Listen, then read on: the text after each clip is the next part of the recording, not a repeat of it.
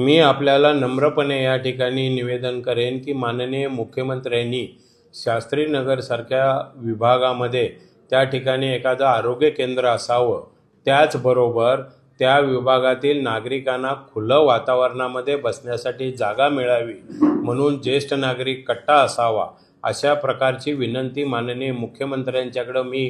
केल्यानंतर मुख्यमंत्र्यांनी त्या ठिकाणी विशेष निधी म्हणून 2-2.5 कोटी त्या ठिकाणी दिले आणि एक चांगल्या प्रकारचं आरोग्य केंद्र त्या विभागामध्ये करण्यासंबंधीच्या सूचना केल्या आणि त्या पद्धतीनं ठाणे महापालिकेच्या प्रशासनाने सर्व प्रोसिजर करून त्या ठिकाणी वर्क ऑर्डर सुद्धा देण्यात आली। अशी वर्क ऑर्डर दिलेली असताना निवडणुकीच्या आचारसंहितेमुळे आम्हाला त्या ठिकाणी काम चालू करता आलं नाही, परंतु आताच पुढच्या आठवड्यात आम्ही माननीय मुख्यमंत्र्यांची वेळ घेऊन त्या ठिकाणी काम चालू करणार होतो। पण त्यामध्येच निश्चितच त्या मोकळ्या जागेवरती आता काल परवामध्ये 3-4 गाळे करण्याचं काम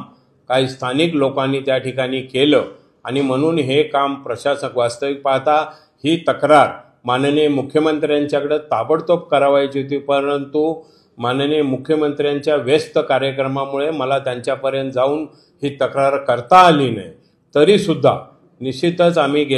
येत्या सोमवारी किंवा मंगळवारी माननीय मुख्यमंत्र्यांच्या हे निदर्शनास आणणार आहोत की अशा प्रकारची प्रवृत्ती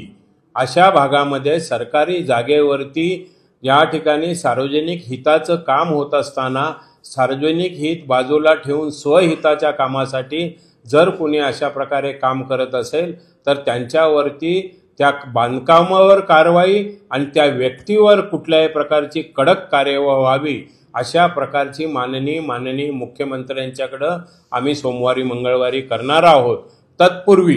ठाणे महापालिकेचे आयुक्त, अतिरिक्त आयुक्त, उपायुक्त, अतिक्रमण विभागाचे प्रमुख, सहाय्यक आयुक्त या सर्वांच्या निदर्शनास या सर्व गोष्टी आणल्यात, तरीसुद्धा कोणत्याही प्रकारची कारवाई न होता त्या ठिकाणी 3 गाळे आज तयार दिसत आहेत। भविष्यात गाळे करण्याची त्यांची तयारी आहे, तर या सगळ्या गोष्टीला आळा बसला पाहिजे, झालेलं बांधकाम तोडलं पाहिजे आणि ज्यांनी बांधकाम केलं त्यांच्यावर कडक कार्यवाही व्हायला पाहिजे, अशी माझी मागणी आहे।